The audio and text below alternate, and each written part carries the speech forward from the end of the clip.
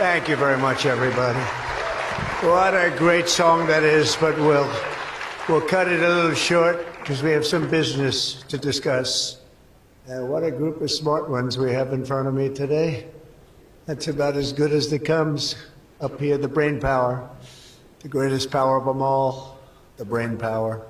Well, I'm thrilled to be here with so many tech leaders and luminaries as we take historic action to reassert the future which belongs to America, always has belonged to America. We just lost sight of it on occasion.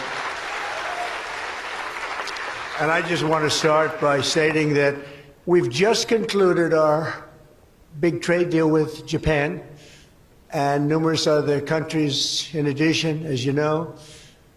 But on the Japan deal, because it was literally just signed, was just signed, it gives us a sort of signing bonus. So I'll bring it into sports talk, a signing bonus. Like you have signing bonuses too, I understand.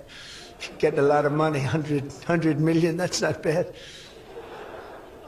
But that's not as good as the signing bonus we got. We got a $550 billion signing bonus for the country. And we had the tariff at 25%. As you know, we had a tariff at 25%.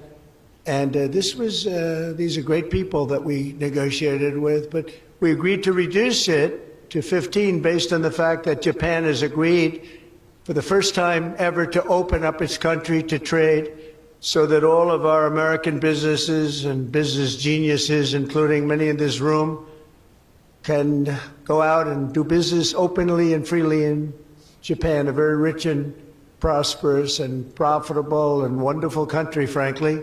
And we will pay a zero tariff as we do business in Japan. So we're paying zero, they're paying 15. We're getting $550 billion. And to be exact, it's 90% of that, but we control the whole lot of it. And it's really been great. And they're very happy, and their stock market went up, and our stock market went up, and that's supposed to be the way it is. Ours went way up, and theirs went up. And we've made numerous other deals like that. But the opening up of a country is very important to us. We have numerous countries that have opened their doors, just made some incredible transactions, but we're going to have a very, very simple tariff for some of the countries. There's so many countries you can't negotiate deals with everyone, so we'll have a straight, simple tariff of anywhere between 15 and 50%. A couple we have 15 because we haven't been getting along with those countries too well, so we just say, let's pay 50, and that's the way it is. But remember, we get countries that were closed, always closed. Everyone in this room would never remember any of them to be open. We've offered such a deal to the European Union where we're in serious negotiations, and if they agree to open up the Union to American businesses, then we will let them pay a lower tariff. So the tariff is very important, but the opening of a country, I think, can be more important if our businesses do the job that they're supposed to be doing. Such openings are worthy of many points in tariffs, and they're a good thing, not only for, as an example, Japan or Europe, but certainly a great thing for America because it allows our businesses to go out and fairly compete and do really well if they compete properly, like the people that I know. Everyone in this room practically I know has competed very successfully. I haven't seen any, and I know the losers just like I know the winners. I tell you, I don't see any of the losers here.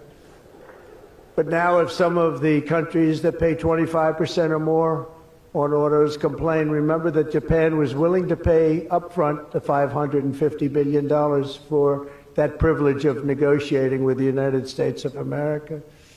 We also made a deal yesterday with the Philippines and Indonesia, which in both cases will be opening up their country. And we're in the process of completing our deal with China. And as you know, the UK, we made a deal. It was a very good deal for everybody. Everybody's happy. It's always nice when everybody can be happy. But mostly we'll be charging straight tariffs to most of the rest of the world because we have over 200 countries. People don't realize that's a lot of deals. Even if you're like me, a deal junkie, that's a lot of deals. That would be too much for anybody. Ooh. How did we do with this country that I never heard of? We got a lot of deals cooking, but America is taking in hundreds of billions of dollars like it never has before. Investments into our country at the highest point ever in history, and we've just really been opened up for business for 3 of the 6 months. The first couple of months we got ourselves all set, done a great job with our military, as you know. You saw that 2 weeks ago when you saw the way those incredible B-2s flew into Iran and took out an entire nuclear potential deadly force. But I want to thank some of the incredible people that I see before me, including White House AI czar David Sachs. He's been great for organizing this very important summit, and especially for putting it in D.C., where it's a little bit easier. I don't know if it's easy for you, but it's a hell of a lot easier for me. Along with his colleagues at the All In podcast, which is very good. I did that podcast a year and a half ago, and I said, this is something that was pretty new, pretty raw.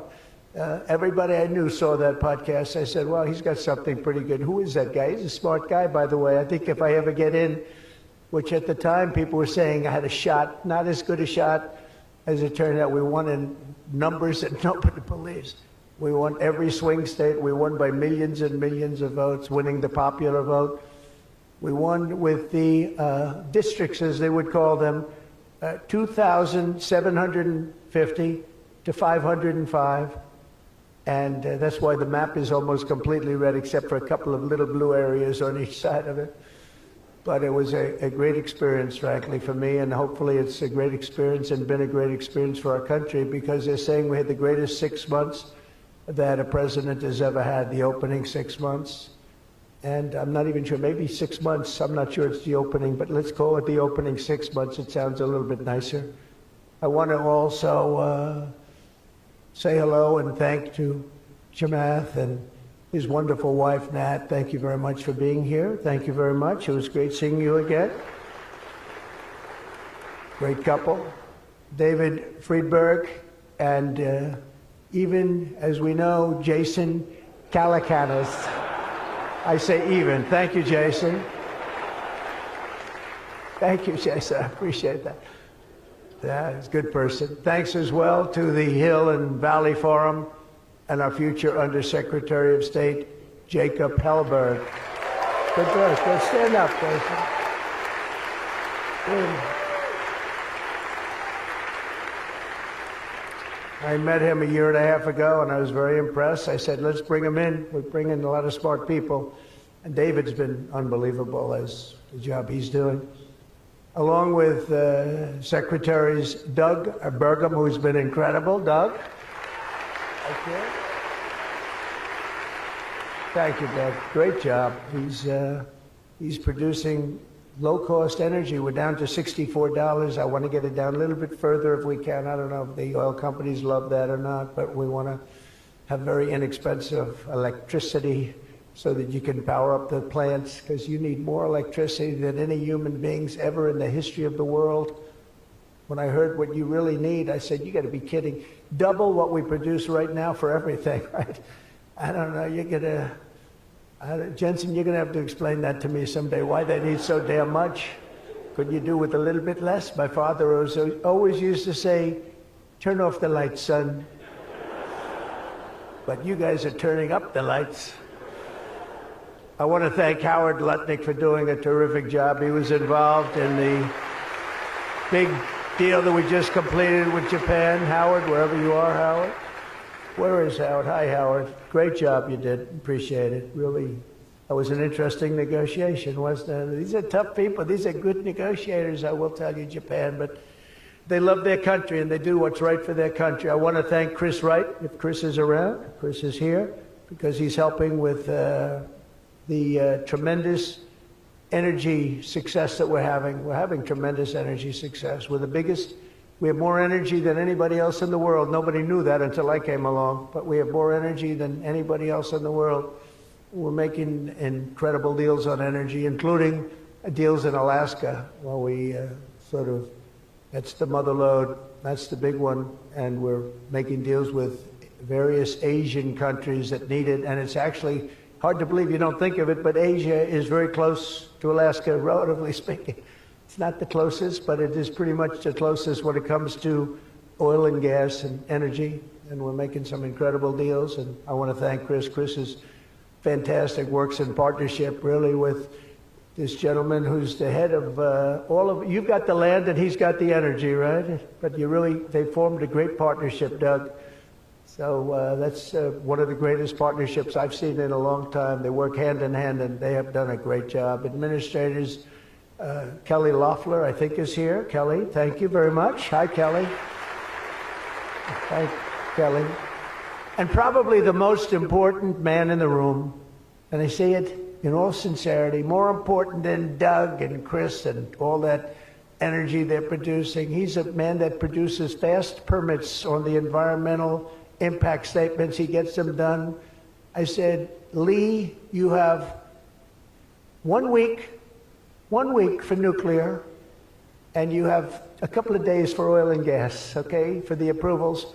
And we kid, but he really is. He's knocking them out fast. He's knocked out a lot. A lot of you guys have started your plants already, and you've already had your approvals. So where's Lee Zeldin? Is he here? He is so great. This guy, he is so great. That's why he has a slightly better seat than I gave to Doug, you see? He's doing a fantastic job in a lot of ways, but he's doing a great job, and he's getting fast permits, and safe and good and everything else, but he's moving them along rapidly, already given some. And one of the most exciting things we'll talk about in a second is the fact that you're going to build your own electric producing plants when you build whatever you're building. And it's different things, including automobile factories, which are going up all over the place. You'll see them starting soon. They're moving into our country because of the tariffs, because they don't want to pay the tariffs. They're moving into our country at a record speed. But the ability to build your own electric plant, not having to rely on a 100-year-plus old grid. And then if you have electric capacity extra, you're going to sell it into the grid, make some money, but you'll sell it right back into the grid. Director of the Office of Science and Technology Policy, Michael Kratsios. Michael, thank you very much. Thank you, Michael. As well, it's supposed to be taking a vote right now, a big vote. Senator Ted Cruz. Is Senator Cruz here? Oh, look at my senator. Why aren't you voting? I think we lost David McCormick, who's voting. So is David here? Because you're supposed to be voting, Ted. I don't know.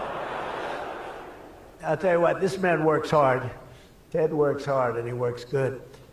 And a very special thanks to some of the top industry leaders here, including somebody that's amazing. I said, look, we'll break this guy up. This is before I learned the facts of life. I said, we'll break him up. They said, no, sir, it's very hard. I said, why? I said, what percentages of the market does he have? Sir, he has 100%. I said, who the hell is he? What's his name? His name is Jensen Huang, NVIDIA. I said, what the hell is NVIDIA? I've never heard of it before. He said, you don't want to know about it, sir. I figured we could go in and we could sort of break them up a little bit, get them a little competition. And I found out it's not easy in that business. I said, supposing we put the greatest minds together and they work hand in hand for a couple of years. He said, no, it would take at least 10 years to catch him if he ran NVIDIA totally incompetently from now on. So I said, all right, let's go on to the next one. And then I got to know Jensen, and now I see why. Jensen, will you stand up? What a job. What a job you've done. Man. Great. He's a great guy, too. Lisa Su of AMD. Lisa? Thank you. Congratulations. Great job. Sham Sanikar of Palantir. We buy a lot of things from Palantir. Where are you? Are we paying our bills? I think so. We just made a deal with the European Union where they're going to pay the United States of America 100% of the cost of all military equipment. They're going to ship it to the European Union, and then they'll distribute it, and much of it will go to Ukraine. It's been a long time since you've heard those words, because we're in for $350 billion. But now we send it to Europe, and Europe pays, and they were great. We had a tremendous NATO meeting a few weeks ago, and it was pretty amazing, actually, what happened. They agreed to go from 2% to 5%, and they had 2% where they didn't pay. They have 5% where they've already paid. That's a big difference. That's trillions of dollars, actually, trillions. But they're going to spend that money in the United States with our defense companies, and we're going to send it to them, and they'll distribute the equipment that we send. So that's the way it should have been 3 years ago, frankly. And Jeff Sprecher, the other half of that incredible family, is he here? Is he here? He's a fantastic guy, international, intercontinental exchange, and he's been a friend of mine for a long time, the husband of Kelly, who's really doing a good job. You are really doing a good job. Small business, which is actually big business if you add it all up, right? Probably the biggest bank there is, but they call it small business, and she's done a fantastic job. Thanks, Kel. Say hello to Jeff. As we gather this afternoon, we're still in the earliest days of one of the most important technological revolutions in the history of the world. Around the globe, everyone is talking about artificial intelligence. I find that too. Artificial, I can't stand it. I don't even like the name.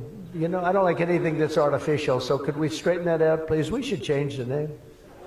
I actually mean that. I don't like the name artificial anything, because it's not artificial. It's genius. It's pure genius. And its potential to transform every type of human endeavor and domain of human knowledge, from medicine to manufacturing to warfare and national defense.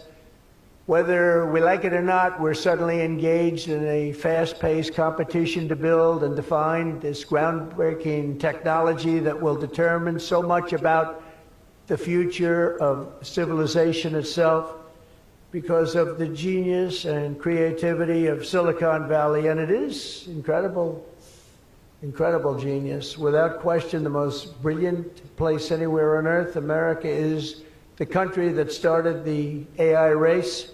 And as President of the United States, I'm here today to declare that America is going to win it. We're going to work hard. We're going to win it.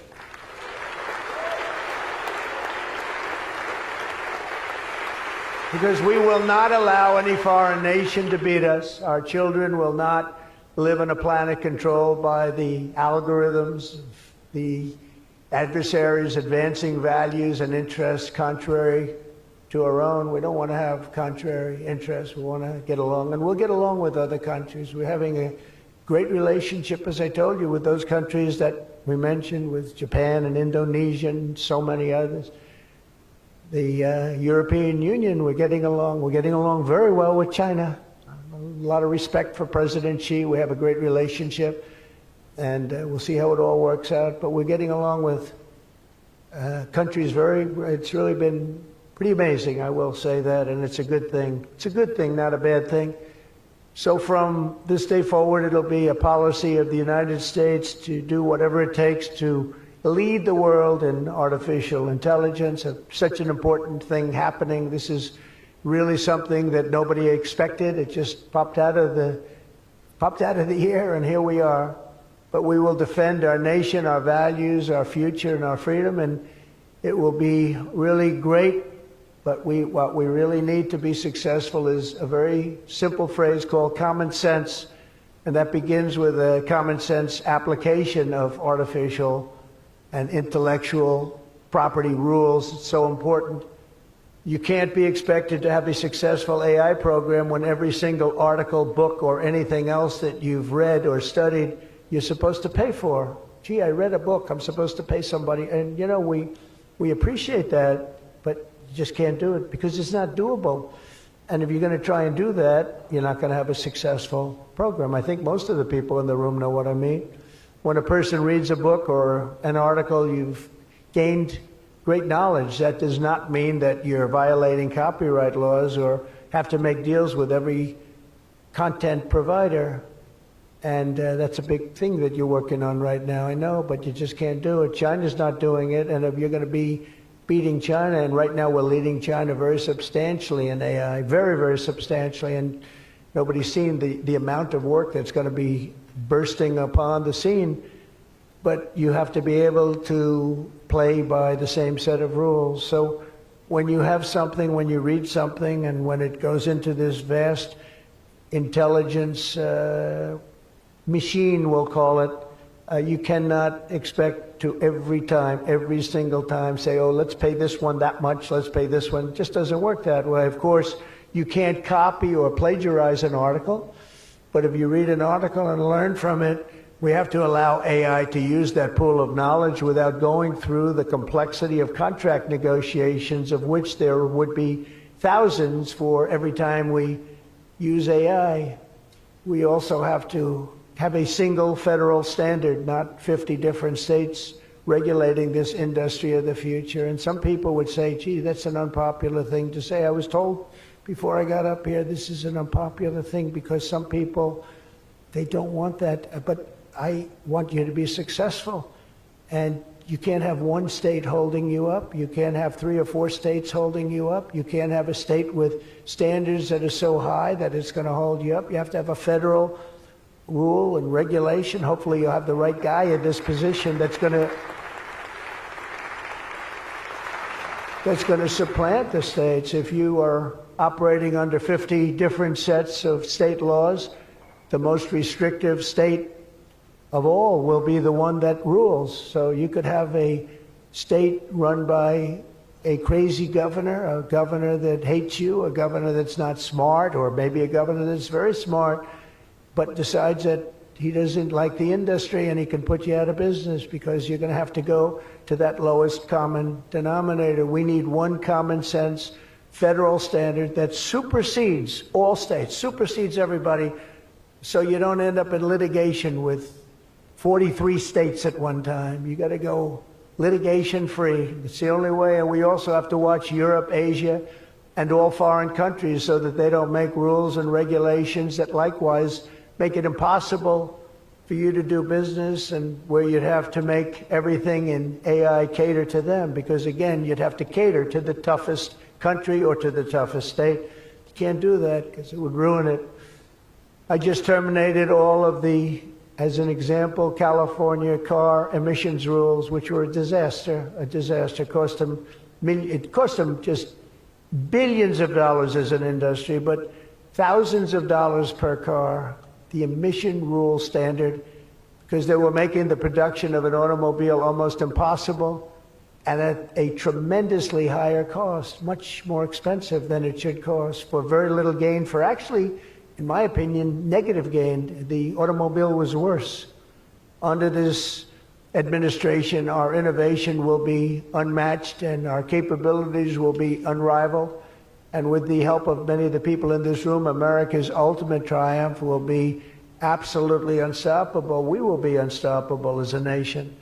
Again, we're way ahead and we want to stay that way. We can't let individual smaller units stop it, because that's the only thing that can stop it and can really mess it up. As with any such breakthrough, this technology brings the potential for bad as well as for good, for peril as well as for progress. But the daunting power of AI is it's not going to be a reason for retreat from this new frontier. On the contrary, it is the more reason we must ensure it is pioneered first and best. We have to have the best, the first pioneer. We are the best and the first pioneers, and we're going to be really putting a nation that we love, America, we're going to be putting it first. I have an expression, America first, make America great again. A lot of great expressions, but they're all so true.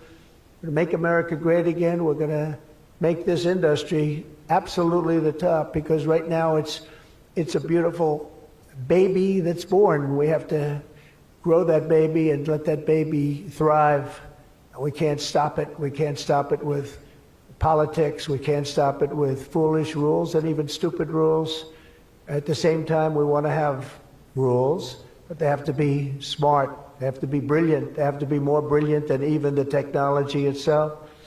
Surely there will be challenges on the path ahead, but together we will meet them and transcend them all. We are Americans, and we are Americans first. I have a couple of people I know that don't happen to be from here, but I wish you a lot of luck anyway. I was looking at 3 people that are not Americans, but they're very good people. Please treat them nicely. But we do not shrink from the future or cower in the face of uncertainty. We dominate the future. We conquer new frontiers, and we control our own fate, and we determine by doing that our own destiny. Winning this competition will be a test of our capacities unlike anything since the dawn of the space age. Believe that. It's hard to believe as the president, the amount of enthusiasm for this one industry. I mean, I can talk about cars where we're doing incredibly well. We have car companies moving in all the time, but I talk about other industries. Everybody's saying this is going to dominate the world. It's going to dominate every industry that ever conceived. I don't know if that's true. I don't know if it's true, but I can tell you that a lot of very brilliant people think it is true. It'll dominate everything. It will challenge us to marshal all of our strength and flex the muscles of American ingenuity and resolve like probably never before. It will require us to blast through obsolete systems, cut through thickets of regulation. We've got to get rid of some of the regulation, but we want good regulation and rebuild the industrial bedrock of our country. And perhaps most importantly, winning the AI race will demand a new spirit of patriotism and national loyalty in Silicon Valley and long beyond Silicon Valley.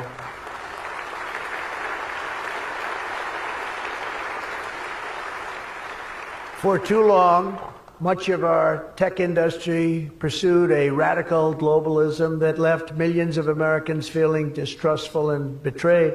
And you know that. Everybody knows that. Everybody in this room certainly does. Many of our largest tech companies have reaped the blessings of American freedom while building their factories in China, hiring workers in India, and slashing profits in Ireland. You know that? All the while dismissing and even censoring their fellow citizens right here at home. Under President Trump, those days are over. We need U.S. technology companies to be all in for America. We want you to put America first. You have to do that. That's all we ask. That's all we ask. To partner with our tech geniuses in achieving this vision today, we're releasing the White House AI Action Plan. Big stuff, signing it right after this. In fact, I see it sitting right there. Maybe I should just sign it right now. Who the hell has to make the rest of the speech, right? But here are the pillars of the strategy. First, my administration will use every tool at our disposal to ensure that the United States can build and maintain the largest, most powerful, and most advanced AI infrastructure anywhere on the planet.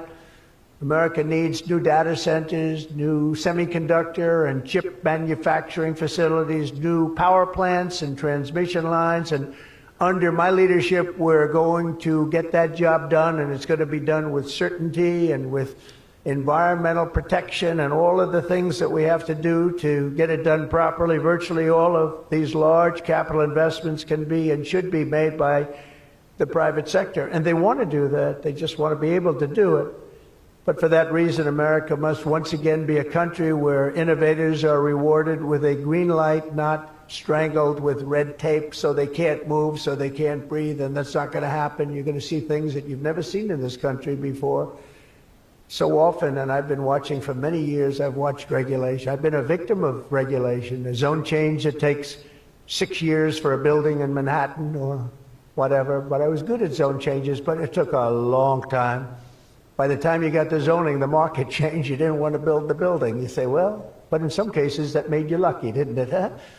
In some, not too many people understand that in this room, but in some cases, waiting for that approval as the market collapsed was a good thing, not a bad thing. But it's time to reclaim our heritage as a nation of builders, and that's why, upon taking office, I signed a historic executive order directing that every one, and this is so important, for every new regulation, 10 old regulations must be immediately eliminated. So we have old regulations that clog up the books that don't even mean anything anymore. You know, in my first term, I had more regulation cuts than any president in history times 4, and that included two-term presidents, where you're talking about 8 years. We had more than any other president, and I think we may even top it this year. We may very well be able to top it during this period of time, because you're really, you are a regulation-prone group, and we're looking to get those regulations out of your way so you can use your genius. Earlier this month, we also enacted the largest tax cuts in American history when I signed the One Big Beautiful Bill into law.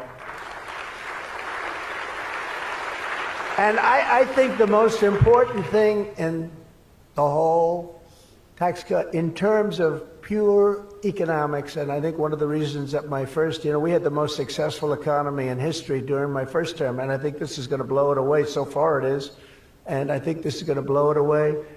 But the reason we had was I had expensing at 100%. And what we did is we included 100% in this bill, expensing for all capital expenditures, including investments in factories and equipment and structure. Structure wasn't included last time, so even structure, and you're able to write it all off immediately. That's the biggest thing. Not 38 years, not 42 years. You're able to write it all off immediately. And this time we've made it for 10 years, not for 1 year. We've made it for 10 years, so you have a much longer period, but I'd say get out and take advantage of it. I think that's one of the reasons that we had such an incredible success with the first tax cuts. And one of the things that this bill does is it extends the first tax cuts and makes them permanent. And in addition to that, we were granted other taxes, like no tax on tips, no tax on Social Security, no tax on overtime. A lot of great things. One of the things that I mentioned, not so pertinent here, but if you're in the automobile business, it's pertinent. I said, why is it that people like us always are looking for expenses and deductions, and people that buy automobiles that really have to go out and borrow money to buy a car, why aren't they allowed to deduct the interest on their loan to buy a car from their income tax? And we got it approved. We got it approved. And that is such a big thing. And I think that's going to be such a big thing for the automobile industry. We're going to be making more cars. Within a few years, we're going to be making more cars than we made in the very beginning, in the super prime. We lost almost 50% of our automobile business to Mexico, Canada, and various other places, as you know, in Europe and in Asia. And now we're getting it back. We're getting it back in record numbers, and I think we're going to be topping any amount. In a few years, we'll be making more automobiles than we've ever made in the history of our country, including what I call prime time. My administration is also pursuing a future of all-out American energy dominance, and on day one, I terminated the Green New Scam. You know what that was? You were all victims to it. Perhaps the second or third greatest scam in the history of our country. I would say the first was Russia, Russia, Russia, and we had a couple of others too. But the Green New Scam was one of the greatest. It's so ridiculous what they've made you do. The carbon footprint. They talked about the carbon footprint, and then Obama hops onto a 747 Air Force One and flies to Hawaii to play a round of golf and comes back. What about the carbon footprint? No, we didn't like that. And what Biden has done is absolutely terrible. He made it impossible, almost impossible for people to do business, not even talking about the border, where millions and millions of people flowed into our country, many from prisons, from jails, from gangs, from mental institutions all over the world. No, we're not doing that. We have to get them out. We've got 11,888 murderers, many of them committed more than one murder. Many of them, more than 50%, committed more murders. We're getting them out of our country, or in some cases they're so bad, we're not getting them out. We're having to lock them up because we don't want them ever to come back, no matter how good we're doing. Last month, you probably read, we had 0 people enter our country illegally. And over the last number of years, you'd have hundreds of thousands, literally hundreds of thousands of people a week pour into our country, totally unvetted and unchecked. And what the hell were they thinking? What they've done to our country is so sad, and we can never forget it. But we're unleashing all forms of energy, including natural gas, oil, and clean, beautiful coal. I instructed my people, in the form of Chris and Doug in particular, you are not allowed to say the word coal without saying clean, beautiful in front of it. You can only say clean, beautiful coal. It's a little embarrassing because we had somebody making a speech the other day, right? And he mentioned the word coal about 30 times because that was the subject.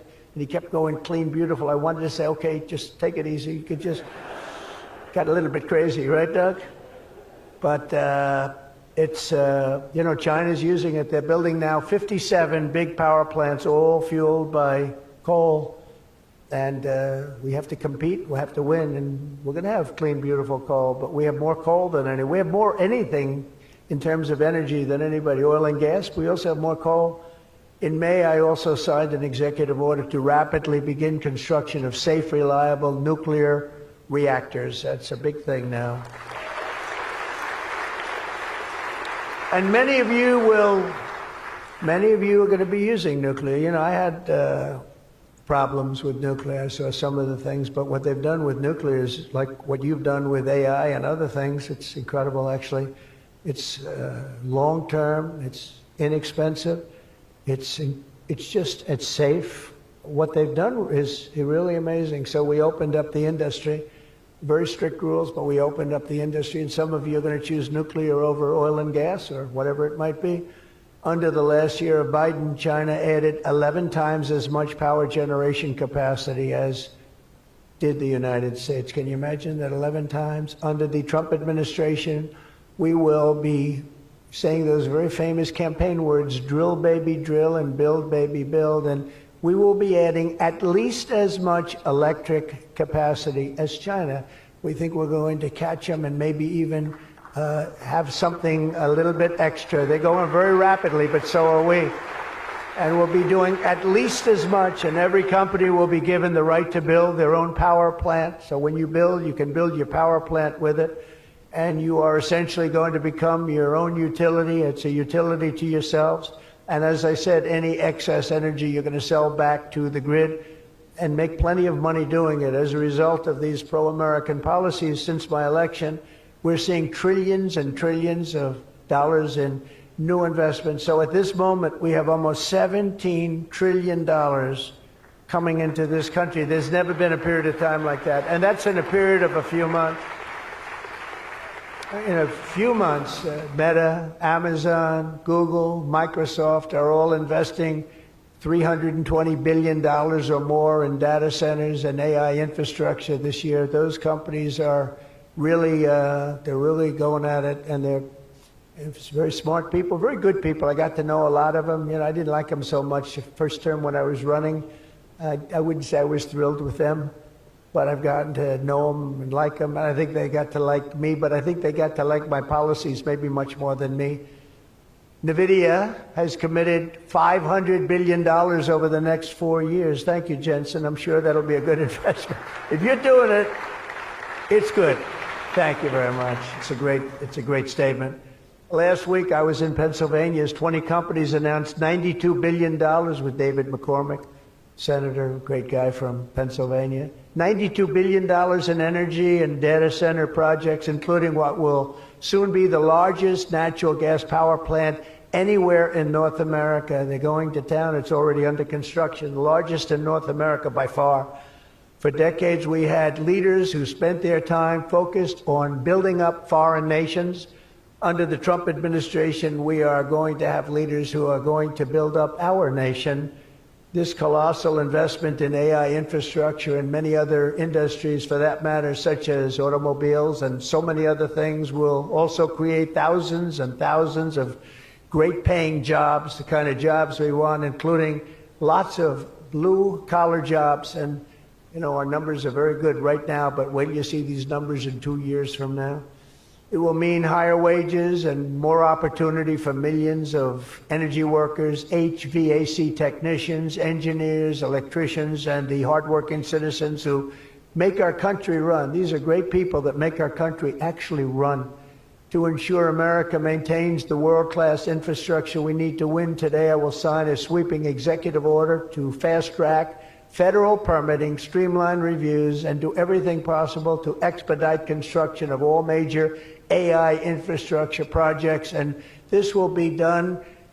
You will get so good a service in so many ways, not only from Lee with the environment, but you need many other types of permits, and you're going to go so fast. You're going to say, well, wait a minute, this is too fast. I didn't expect to go this quickly. This is a problem. I may cause a problem in opposite, but including factories, data centers, and power plants of all kinds, the United States will have total industrial and technological supremacy. The second pillar of our action plan for AI dominance is to get the entire world running on the backbone of American technology, and I think that's very much happening right now, and I think it's going to happen. The last administration was obsessed with imposing restrictions on AI, including extreme restrictions on its exports. As you know, they made it very difficult to export. This alienated American partners and drove even our friends into the arms of China and other countries. That's why upon taking office, I repealed the so-called Biden diffusion rule. Can you imagine that? That crippled American AI exports, the Biden diffusion rule. I wonder who came up with that name, because he has no idea what it is. He had no idea what it was. He came up with a rule. I wonder who drew that one. I wonder, was that signed by the Autopen, I think, because they went to him and said, we're going to do a diffusion rule. Mr. President, what? What? It's okay, the Autopen will take care of it. It's one of the greatest scandals in the history of our country, let me tell you. Under my administration, we will maintain necessary protections for our national security, but we will never forget that the greatest threat of all is to forfeit the race and force our partners into rival technology. We're not going to do that. We're not going to do that. Okay? Not going to let that happen. That could be the end. When I traveled to the Middle East in May, every leader I met was thrilled to do business with American tech firms and with America, and they were all thrilled to meet me, believe it or not. It's hard to believe, isn't it? But they were. By the way, the most powerful woman in the world is here today. Susie Wiles, stand up, please. Susie Wiles, Chief of Staff. She can take out a country with a mere phone call. No, they just voted her the most powerful woman anywhere in the world. She might be the most powerful person in the world, I think. But she's done hasn't she done a good job, though, huh? Good.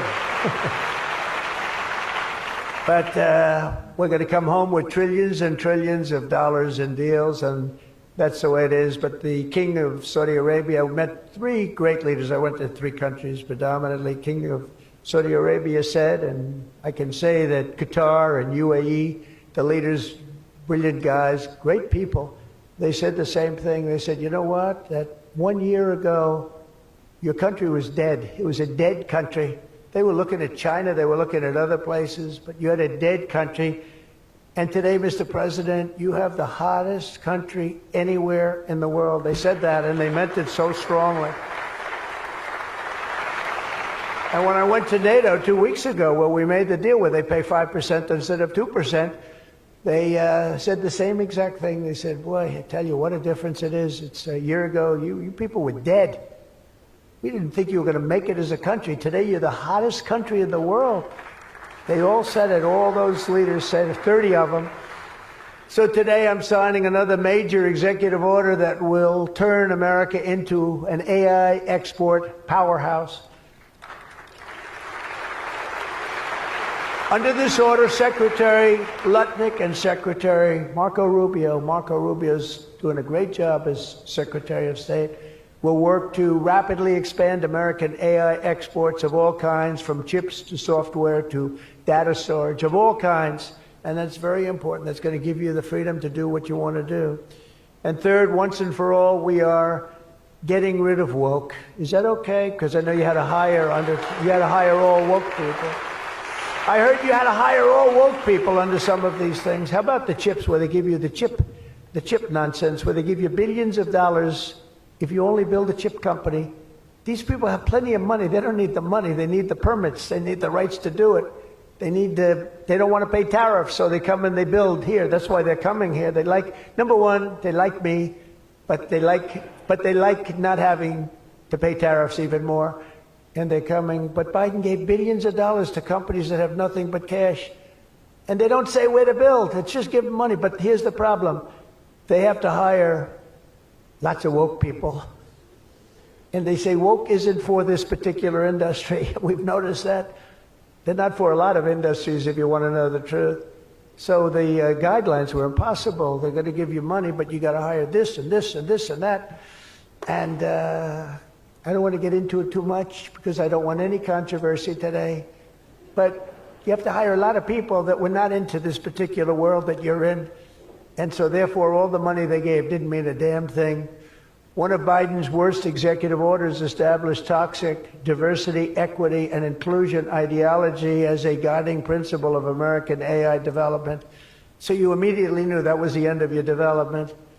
But the American people do not want woke Marxist lunacy in the AI models, and neither do other countries. They don't want it. They don't want anything to do with it. That's why on day one, I very proudly terminated Joe Biden's order on woke AI effective immediately. You don't have any of those crazy rules. Crazy rule. And in just a moment, I will be signing an order banning the federal government from procuring AI technology that has been infused with partisan bias or ideological agendas such as critical race theory, which is ridiculous. And from now on, the U.S. government will deal only with AI that pursues truth, fairness, and strict impartiality. We're not going to go through the craziness that we've gone through for the last 4 years. And then we skip 4, and then you go back, and it started then. But it hung around a little while. Now it's not hanging around at all. Now it's actually very uncool, as somebody told me the other day. It's so uncool to be woke. I encourage all American companies to join us in rejecting poisonous Marxism in our technology. It'll be very interesting to see what's happening in New York, because they're actually thinking about electing a communist in New York. They like to call him a socialist. He's not a socialist. He's a communist. But don't worry, you're going to be okay. He still has to get his money from the White House, and that's not going to happen until he shapes up. But as an example, we are not going to allow men to play in women's sports. That's an example. That's one. And they say that's an 80-20 number. They say 80% would be against it. No, it's not 80-20. It's about 97-3. And I don't know who the 3 are. I've never seen anybody. I've never had a person. I've seen everybody. I'm a very open person. They come up to me and they talk to me. I've never had anybody come up, "Sir, you have to let men play in women's sports." I've never had it. I deal with hundreds of thousands of people. Every time I talk to somebody, they talk about AI, they talk about everything, but they've never said, "You gotta allow, this is ridiculous. Men should be allowed to play in women's sports." It's sort of crazy, isn't it, huh? You have to see, did you see the race? It was a race, a long distance marathon, one of those all-day deals, and we had one of the great female runners, and we had one of the great male runners, and at the end of the day, he won the race by 5 hours and 14 seconds. They waited around for the really good athlete female. It's very demeaning to women, I want to tell you that, but they waited, her parents were waiting for hours. Somebody said, "Why don't you go back to the hotel and sleep for a few hours and come back and meet your daughter?" This is what they do. You got to see the weightlifting records, they're the best of all. A woman lifted 212 pounds. It was a world record. It held for 18 years. And now a man who transitioned came up and looked at the bar. "How much is it?" 212 pounds. "Oh, let me try it." Bling, bong. I think he broke the record by 109 pounds. It's going to be a long time. It's going to be a long time before a woman catches that. And these are great athletes and great people, and it's demeaning. And who the hell wants this? We're off of that whole standard, because I just tell you those as examples.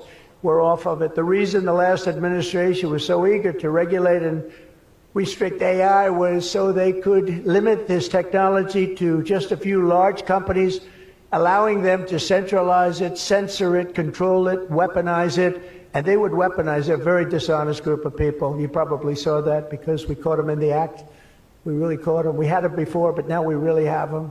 We have it where it counts. But this is the exact opposite of my approach. The unique strength of the American tech industry has always come from its startups and small tech. It comes through small. Jensen was small. Were you ever small? I think so. When you started in your bedroom, I think you were small, right? He started as very small, and now he's really become very amazing. If you regulate them too much, you kill the source of American genius and technological power. I believe that. Joe Biden had a plan to lose the AI race. I think he wanted to lose it because his plan would never have worked. It would have never been successful. You would have spent a lot of money and you wouldn't have been able to win. They didn't allow you to win, but we have a plan which only admires and respects the winners. Every citizen should take incredible pride in the inspiring feats of American innovators who are pushing the bounds of human knowledge and achievement. The people of OpenAI, Google, Meta, and countless startups are proving once again that America is impossible. You are just impossible to beat. You're not going to be beaten. We're not going to let that happen. When you do your best, when you work your hardest, and when you're allowed to be free of horrible, foolish regulation. And you're going to have regulation, but it's going to be sensible, smart regulation. There's nobody who's going to beat you. As we push even further into this exciting frontier, let us never forget that all of this prosperity and progress has come from the culture of freedom and hard work, merit, ambition, and risk-taking passed down from one generation of Americans to the next. Silicon Valley rose to wealth, fame, and glory by exemplifying these values, and it will win this race not by rejecting them, but by embracing them like they have never been embraced before. We must put America first. This is a nation that invented the light bulb, the telegraph, the television, the telephone, the computer chip, the smartphone, the GPS, the integrated circuit, and even the internet. Basically, we invented everything. What is left? We invented everything. And now it's AI. We invented everything. Does anyone have anything else to say? And now we're going to take it to a new level. But Americans were the first to fly a plane, first to harness the atom, and first to plant our flag on the moon. We mastered the industrial age. We created the digital age. And now we are leading the world into the golden age, indeed, the golden age of America. With your help, that golden age will be built by American workers. It will be powered by American energy. It will be run on American technology, improved by American artificial intelligence, and it will make America richer, stronger, greater, freer, and more powerful than ever before. And I will now do my share by going and signing a name without an auto pen. I will sign it. If we had one, I wouldn't use it anyway. But we will sign it auto pen free, and we will say, Donald J. Trump, God bless America, and God bless you, and good luck, because the race has just begun, and you're going to win it. Thank you very much, everybody.